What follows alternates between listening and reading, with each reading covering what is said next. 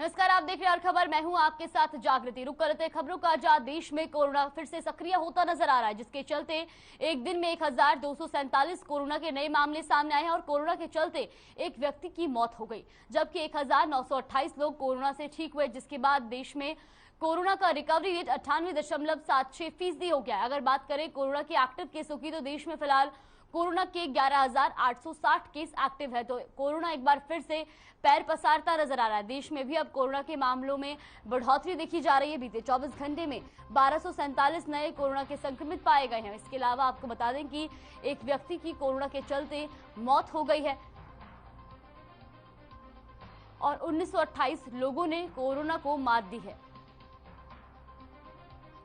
वही अगर बात करें देश में एक्टिव केसों की, तो देश में इस वक्त कोरोना के कुल 11,880 केस एक्टिव हैं और देश में कोरोना का रिकवरी रेट भी 98.76% के पार पहुंच गया। तो देश में एक बार फिर से कोरोना के मामले बढ़ते जा रहे हैं। जहां बीते 24 घंटे में देश में 1247 कोरोना संक्रमित पाए गए। इसके अलावा 1928 लोगों ने कोरोना को मात दिया और एक व्यक्ति की कोरोना के चलते मौत हो गई है। तो वही देश में कोरोना का रिकवरी रेट भी 98.76% के पार पहुंच गया। अगर बात करें हरियाणा की, तो हरियाणा में भी कोरोना के मामलों में अब तेजी देखने को मिल रही है, जिसके चलते प्रदेश में एक दिन में कोरोना के 234 नए मामले सामने आए हैं, जबकि एक दिन में प्रदेश में कोरोना के चलते किसी भी व्यक्ति की मौत नहीं हुई और 148 लोगों ने कोरोना को मात दी है, जिसके चलते कोरोना का रिकवरी रेट भी 98.82% पहुंच गया है। वहीं अगर बात करें गुरुग्राम की, तो गुरुग्राम एक बार फिर से कोरोना का विस्फोट हुआ है। पिछले 24 घंटे में अकेले गुरुग्राम में 198 नए पॉजिटिव केस मिले हैं, जबकि फरीदाबाद में 21 नए संक्रमित मिले हैं। इसके अलावा सोनीपत में 7 और अंबाला में भी 3 कोरोना के मामलों की पुष्टि हुई है। तो हरियाणा में भी अब कोरोना पैर पसारता नजर आ रहा है। बीते 24 घंटे में हरियाणा में कोरोना के 234 नए संक्रमित पाए गए हैं। वही अगर बात करें जिले की, तो अकेले गुरुग्राम में 198 कोरोना संक्रमितों की पुष्टि हुई है। हालांकि बीते 24 घंटे में प्रदेश में 148 लोगों ने कोरोना को मात दी है।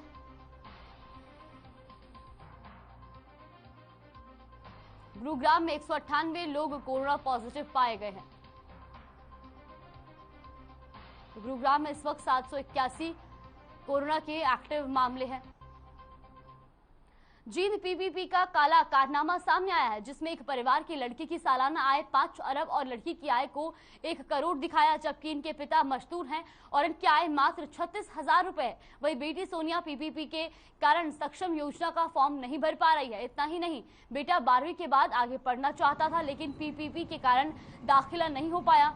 पीड़ित भीम सिंह का कहना है कि वो कैंसर का मरीज है, उसे इलाज में 1.5 लाख लाभ मिलना था, लेकिन पीपीपी की वजह से लाभ नहीं मिल पा रहा। पीपीपी के चलते गरीब परिवार को किसी भी सरकारी सुविधा का फायदा नहीं मिल रहा, जिसके चलते पीड़ित परिवार ने कहा कि अगर लगातार ऐसे चलता रहा और समस्या का समाधान नहीं हुआ तो पूरा परिवार आत्महत्या कर लेगा। अब देखना ये होगा कि प्रशासन।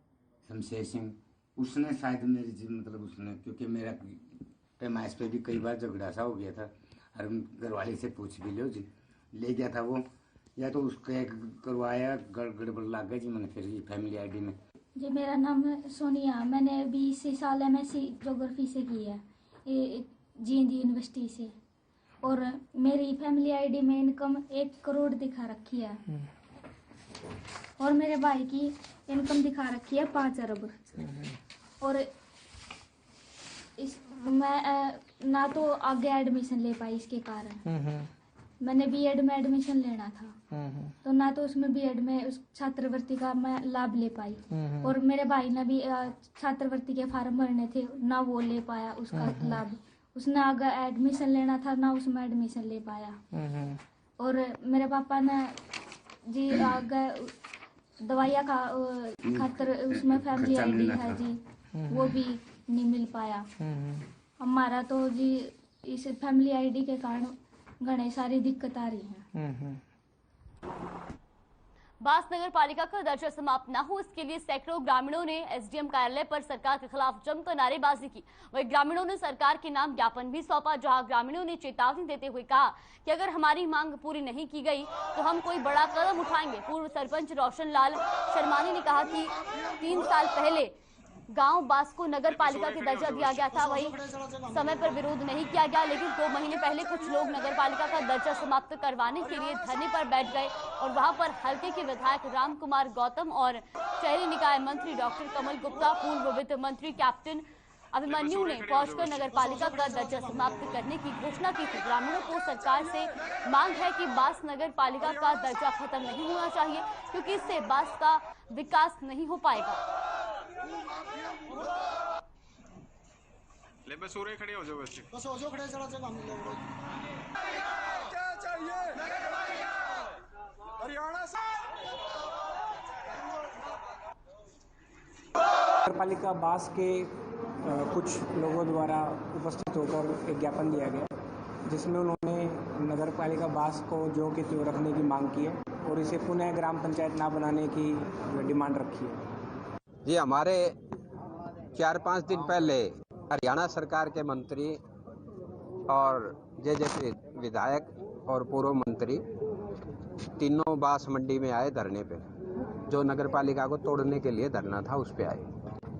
उन्होंने अपने संबोधन में घोषणा की कि हमने नगर पालिका बास का दर्जा खत्म करवा दिया। हमारे को बिल्कुल ये बात हजम नहीं हो रही कि भाई नगर पालिका का दर्जा ऐसे कैसे खत्म हो गया। उसका एक प्रोसेस और विधान होता है, ये बगैर प्रोसेस के विधि विधान के तोड़ी गई है। हमारे को दर्द हुआ इस बात में और उसको लेके हम डग्गी में बास 5 दिन से अनिश्चितकालीन धरने पे बैठे हैं। एसडीएम साहब का ज्ञापन सौंपा कि भाई जैसे नारायणगंज की नगर पालिका बढ़िया तरीके से चल रही है, ऐसे बास की नगर पालिका पे बढ़िया तरीके से चलाया जाए, न कि राजनेताओं के बुकामा आके न बास को बर्बाद किया जाए। बास के 35 करोड़ रुपए पे राम कुमार गौतम मुरली मार के बैठ गया। वो विकास होना था बास में और सरकार ने 35 करोड़ रुपए भेज रखे थे, लेकिन इसने अपने विधायक की पावर दिखा के ना वो 35 करोड़ रुपए नारायणगंज में लाना चाह रहा है, बास को बर्बाद करने पर तुला हुआ है। पिछले 2.5 साल से एक एमएलए है गौतम, बास में इसने 1 रुपए का भी काम करवाया तो हमारे को बता दो। पूरा गांव हाजिर है, पूरा गांव में जाके पता कर लो। जब गौतम ने 1 रुपए का काम करवाया तो बास नगर पालिका में। अब हमारे काम होने शुरू होने थे, चुनाव नजदीक थे, चेयरमैन बनता, एमसी बनते, 6 हमारे बीसी एससी बीसी भाई एमसी बनते, उसके पेट में दर्द हो गया। अगर भाई ये तो चौधर हमारी निकलने जा रही है। ले बस उरे खड़े हो जाओ, बस। हिसार में गेहूं की कटाई के सीजन में अक्सर आगजनी की घटनाएं देखने को मिलती है, जिसके चलते उपमंडल के नाम दमकल की गाड़ी को उकलाना मार्केट कमेटी स्टेशन पर खड़ा किया गया ताकि आगजनी की घटना पर काबू पाया जा सके। लेकिन हद वाली बात यह है कि बरवाला की गाड़ी जो उकलाना में खड़ी की गई थी उस पर भी मात्र 4 कर्मचारी है, जबकि खंड उकलाना में करीब 20 गाँव आते हैं। यही कर्मचारी 24 घंटे की ड्यूटी के लिए तैनात किए गए। इसमें से उन्हीं कर्मचारियों को फोन भी अटेंड करना है और ऑफिस भी संभालना है। इस दौरान अगर कोई घटना हो जाती है तो घटनास्थल पर जाकर उस पर काबू पाना है। इस कमी के चलते क्षेत्र के किसानों और व्यापारियों ने सरकार से गुहार लगाई है कि उकलाना में दमकल विभाग में फायर ब्रिगेड की गाड़ी उकलाना के नाम से दी जाए और उस गाड़ी पर परमानेंट और पूरा स्टाफ रखा जाए, जिससे इलाके में कोई भी अनहोनी होने पर उस पर आसानी से काबू पाया जा सके।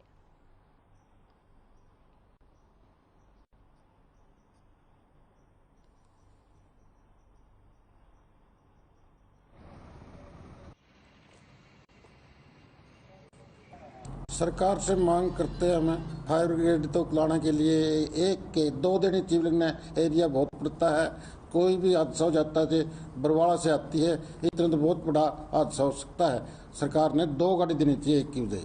पिछली बार राज्य मंत्री ने यहाँ पर कहा था और वाहवाही भी लूटी थी कि गाड़ी दे दी गई है, स्टाफ पूरा कर दिया गया। वह तो टेम्परेरी दी थी। बरवाड़ा फायर ब्रिगेड का जो न्यारा महकमा बनाया था वो बरवाड़ा है। बरवाड़ा गई वो तो यहाँ उकलाने के लिए तो को नहीं। देखिए, उकलाना में गाड़ी जो अभी खड़ी हुई है ये हमारे लिए परमानेंट नहीं है, ये टेम्परेरी जो है बरवाड़ा की गाड़ी है। और यहाँ बहुत लंबे समय से जो रेलू कांड हत्याकांड के बाद कोई गाड़ी यहाँ परमानेंट नहीं मिली है। हमने बार बार मांग की, लेकिन पिछली बार 1.5-2 साल पहले राज्य मंत्री अनूप जानक ने टेम्परेरी रूप से यहाँ इस गाड़ी को भिजवाया था। लेकिन अब यहाँ पर जो कर्मचारी वो 4 कर्मचारी है और 3 शिफ्टों में 4 कर्मचारी, आप देख सकते हैं वे कितना कैसे काम चलाएंगे। एक कर्मचारी वो गाड़ी चलाएगा या फोन अटेंड करेगा या फिर आग बुझाएगा, सिर्फ एक शिफ्ट में 1 ही कर्मचारी है। तो हम सरकार से बार बार विनती कर चुके हैं कि यहाँ पर दो जो फायर ब्रिगेड की गाड़ी है वो यहाँ भेजी जाए और परमानेंट से रूप से भेजा जाए, ना कि कोई टेम्परेरी। जो स्टाफ है वो स्टाफ भी पूरा किया जाए, लेकिन इसके बावजूद भी यहाँ बार बार मांग उठती रही है लोगों की। यह क्षेत्र में नुकसान होता रहा है, कोई सुनवाई नहीं है। राज्य मंत्री से भी बार बार विनती कि आपका क्षेत्र है ये, इसमें आप ऐसा ना करें, अनदेखी ना करें, क्योंकि क्षेत्र की रखवाले आप हैं। अगर आप ही अनदेखी करोगे क्षेत्र के साथ तो इसकी संभाल कौन करेगा। फायर ब्रिगेड की गाड़ी के बारे में ऐसे है कि उकलाना के अंदर पहले तो फायर ब्रिगेड की गाड़ी नहीं थी। जब 2009 से विधायक थे नरेश सेलवाल जी, उन्होंने प्रयास से एक गाड़ी आई और जैसे वो विधायक पद से हटे वो उसी टाइम सरकार की मंशा के कारण ये वापस बरवाड़ा में शिफ्ट कर दी।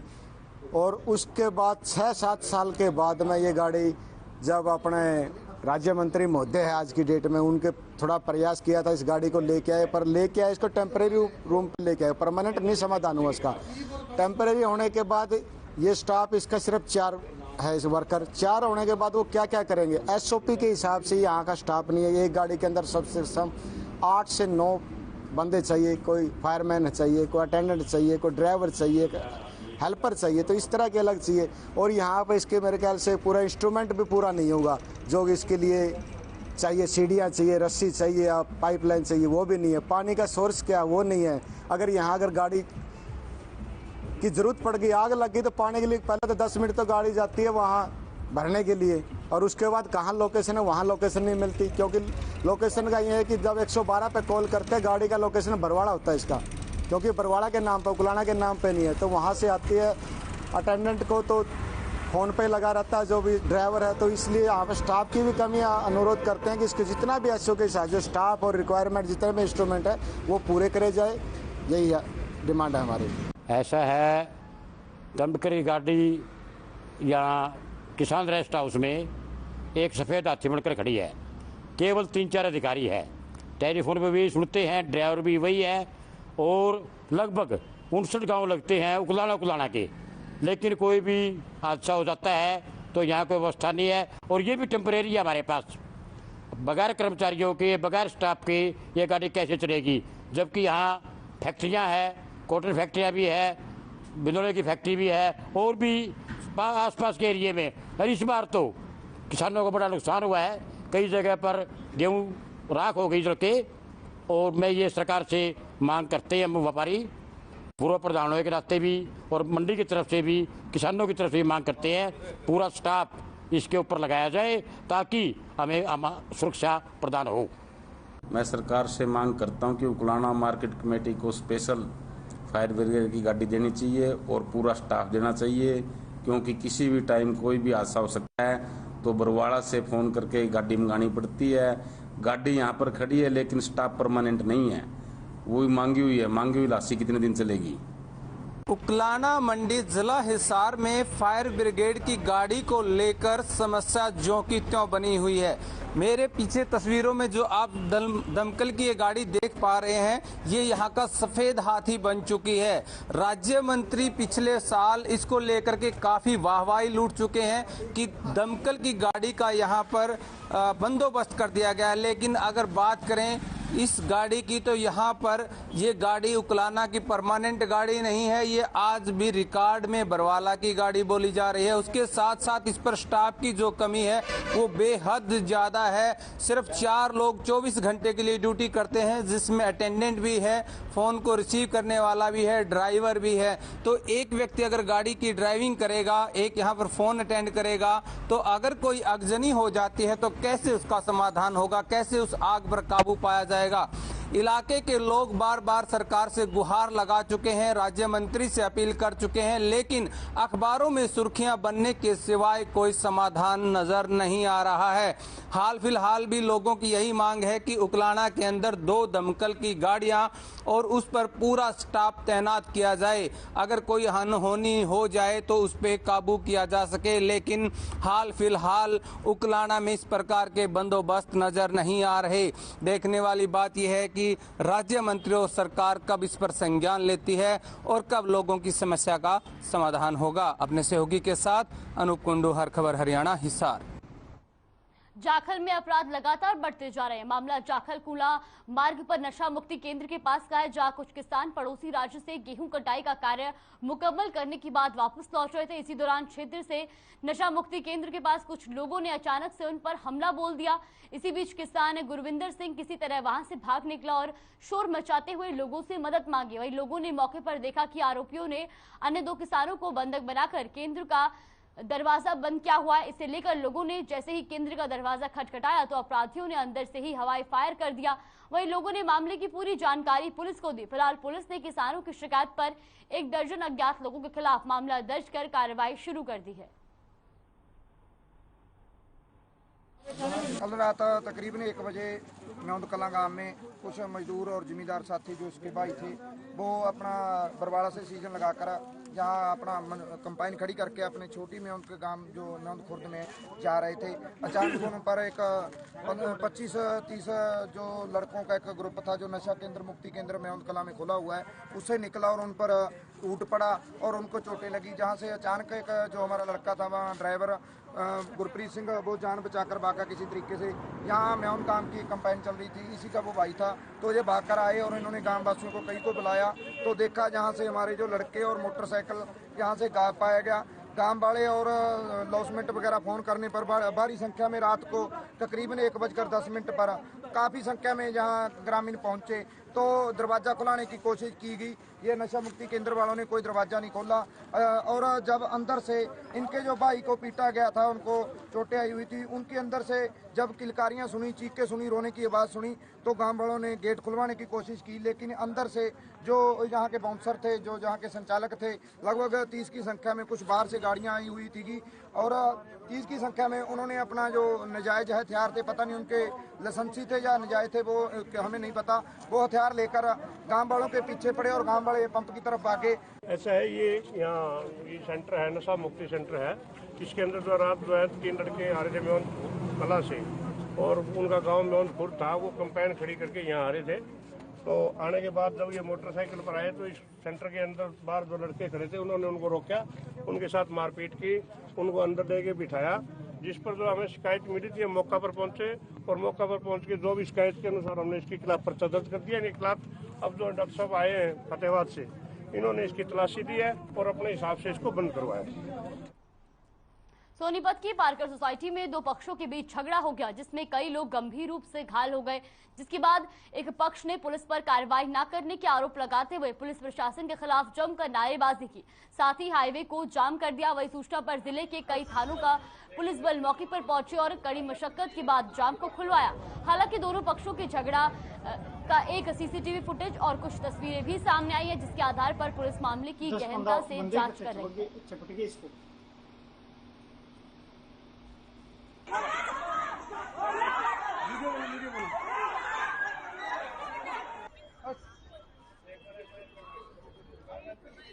कुछ भी नहीं, पहले इन्होंने छोटा मोटा झगड़ा किया उनके बच्चों ने किसी और के साथ, फिर मेरे बच्चे साथ खड़े हुए थे दोनों ही, और ये 3 साल से मेरे बच्चों को विक्रम और उसका बेटा गौरव और इसके छोटे बेटे वो छेड़ते थे, पर हम कहते अवॉइड करते थे कि चलो इलेक्टेड पे इनसे कौन मुंह लगेगा क्योंकि इनकी अपनी लाइफ है, उनका अपना लाइफ स्टाइल है।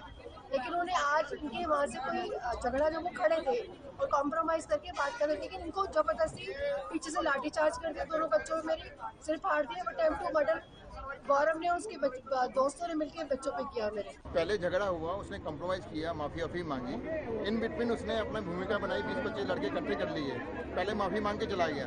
जब सारा मामला निबट गया, जब 20-25 लड़के इकट्ठे हो गए तो मंदिर में हम लोग बैठे हुए थे, पूजा पाठ कर रहे थे मंदिर के अंदर। मंदिर में उसने फ़ोन करके बुलाया, सरोवा साहब हैं, बुजुर्ग आदमी है, सीनियर आदमी, उनको बुलाया कि ऐसे ऐसे बात करनी है और उसने 20-25 लड़के आए हुए थे, जो 2-3 लड़के और थे। कौन लेके आया था उन लड़कों को? विक्रम को कहाँ का रहने वाला है? EWS में रहता है, जिससे ये झगड़ा हुआ है सारा का सारा। उसका लड़का, उसका छोटा लड़का, उसका साधु, उसका बड़ा भाई, बड़े भाई के 2 लड़के, प्लस जो उसके इर्द गिर्द वाले लड़के थे जितने भी बदमाश थे, उनके हाथ में डंडे थे, हॉकी थी, रोड थी।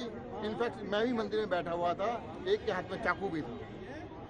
यहाँ पे इस सोसाइटी के लोग एकत्र होकर के लड़ाई झगड़ा हुआ है। यहाँ पे ये लोगों ने उठाया, यहाँ पे रोष प्रकट किया है, उस संबंध में इन्होंने दरखास्त दी है, हम उस पर कार्रवाई कर रहे हैं। क्या बताया इन्होंने, किसने किसको पीटा? ये भाई खड़े हैं, इन्होंने कहा बताया कि मेरे बेटे को चोटें मारी है, MLC और दरखास्त में हमारी को दी है, जो भी एज पर सेक्शन जो कार्रवाई कर रहे हैं। सर हाईवे जाम करना पड़ा, कैसी क्या नौबत आई इनको, कि इनका कहना कि पुलिस ने समय रहते कार्रवाई नहीं की। लोगों ने रोष प्रकट किया है, तो उसमें हम तुरंत मैं पहुंचा हूँ SP साहब के निर्देश पे, और इन लोग मेरी बात मान ली और जाम खोल दिया। जुलाना पुलिस कस्टडी के दौरान एक युवक की मौत पर परिजनों ने जमकर हंगामा किया। साथ ही आरोपी पुलिस वालों को तत्काल बर्खास्त करने की मांग कर रहे हैं। मृतक के परिजनों का आरोप है कि पुलिस ने 13 अप्रैल को घर से ही युवक को करीब 4 बजे नशीला पदार्थ रखने के आरोप में पकड़ा था। वहीं कल उसके मृत्यु होने की सूचना मिली। परिजनों ने पुलिस पर आरोप लगाया कि पुलिस ने पूछताछ के दौरान उसके साथ मारपीट की, जिसके चलते उसकी तबीयत खराब हुई और उसकी मौत हो गई। पीड़ित परिवार ने शव का पोस्टमार्टम करवाकर देर रात परिजन थाने के बाहर शव रखकर अपनी मांग रखी। वही मौके पर पहुंचे जुलाना की तहसीलदार और DSP रोहतास डुल ने परिजनों की और प्रदर्शनकारियों को समझाने का काफी प्रयास किया, लेकिन वह अपनी मांगों पर अड़े रहे और पूरा घटनाक्रम रात भर चलता रहा।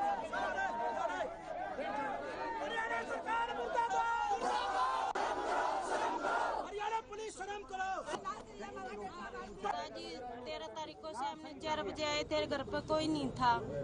आके मारने लगे, मैं छुटाने लगी जी, मेरे भी मारे, मैं बेहोश हो गई जी। उसके बाद मुझे नहीं पता क्या हुआ क्या नहीं। किस लिए उठा के लाए थे पुलिस वाले? इतना बताया ही नहीं जी, पूछ लगी इतना मैं छुटाने लगी जी, मौका कौन दिया जी, मेरा मार दिया जी, मैं तो बेहोश हो गई, पता ही नहीं फिर कहाँ लेके गए कहाँ नहीं। ये घटना है, हमारा कोई घरा बड्डा शाना था नहीं, पुलिस प्रशासन ये 7-8 आदमी आ रहे थे और वो भाई ने लेकर जान लाग रहे थे। और उसके बाद 13 तारीख के बाद ना तो हमारे के लिए कोई प्रशासन ने कोई बात करी और मारती तो आज उन्होंने बताइए बथारा मर लिया अपने ले जाओ। क्यों लाए थे उसको, क्यों लाए थे? किसको? इसको हमने बेरा ही नहीं, हम तो थे नहीं करा कोई सा भी, सारे मामले गुजर जाता करनाल जा रहे थे हम तो।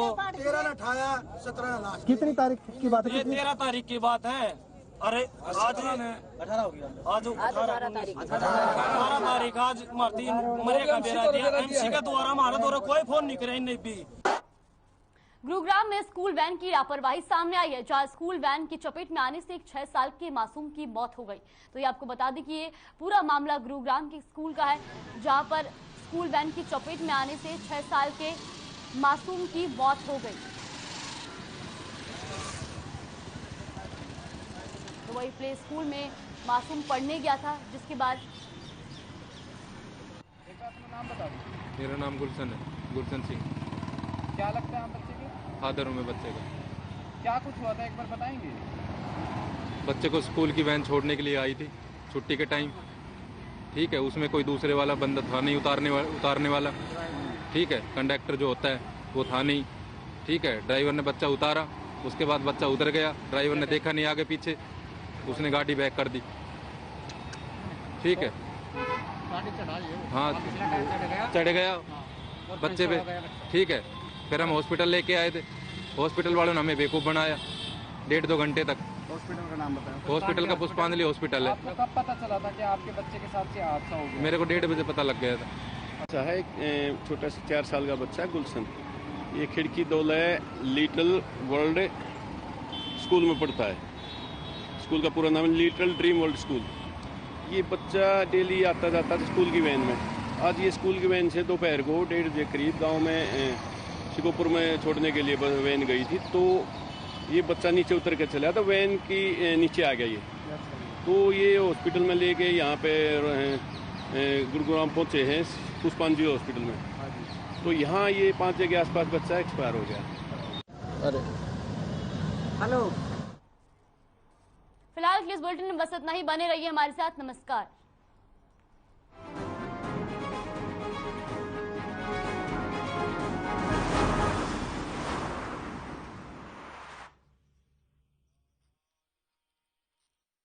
मेरे जैसा कोई दूसरा